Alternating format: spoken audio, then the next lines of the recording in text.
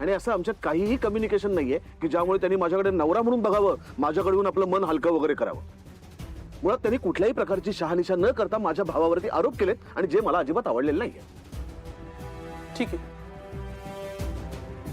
आता तुझं सगळं ठरलंय तर मी काय म्हणणार मग? म्हणजे आता मी बोलतोय तर तुझं म्हणणं आहे की तू काय बोलणार? हे बघ समर, काहीही माहीत नसताना, ओळख नसताना स्वानंदीने तुझ्या भावावर आरोप केला, असा आरोप तू स्वानंदीवर करतोय. हो, पण मग तू तरी स्वानंदीला कितीसं ओळखतोस रे? ती उठसूट असं सगळ्यांवरती आरोप करत फिरते असं तू म्हणतोयस, पण खरंच आरोप करते का तिच्या मनात आज अशी शंका आली हे तुला तरी कुठे माहिती?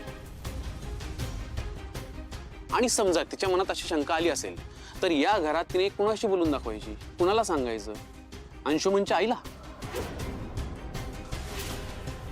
तुमच्या मुलांनी घरात पैसे चोरले, चोरी केली असं सांगायचं? आणि तिसरी गोष्ट, सगळ्या जगासमोर तू तिच्या गळ्यात मंगळसूत्र घातलंय आणि लग्न केलंयस. ती तुझी बायको आहे. तुला हे लग्न वगैरे फ्रॉड वाटतंय, पण तिला तसं नसेल ना वाटत कदाचित. ती नवरा म्हणून तुझ्याशी बोलायला आली असेल ना?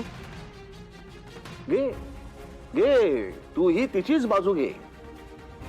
हे बघ समर, मी ना कोणाची बाजू घेत नाहीये. मला फक्त एवढंच म्हणायचंय की कधी कधी स्वानंदीला सुद्धा बेनिफिट्स ऑफ डाऊट देत जा. आणि हे बघ, हे चिडणं बंद कर. असं आयुष्यभर तिच्यावर चिडून नाही राहू शकत एकत्र. बायको आहे तुझी ती, झाली आता लग्नाला काही दिवस. जरा जरा समजूतदारपणे वाग तिच्याशी. म्हणजे काय काय करू काय मी? हे बघ, माझी कुठलीच अपेक्षा नाही. त्या आमच्या घरात येऊन राहतात, राहू दे. त्या माझ्यासमोर आयुष्यात कधीही परत आल्या नाहीत तरी चालते. आम्ही दोघेही एकच नाव वापरतोय ना, तेवढं बास आहे. आणि मुळात हे सगळं ज्याच्यासाठी केलंय ते माझ्या बहिणीसाठी. ती जोपर्यंत सुखात आहे ना तोपर्यंत ह्या सगळ्या गोष्टींना अर्थ आहे, हो की नाही?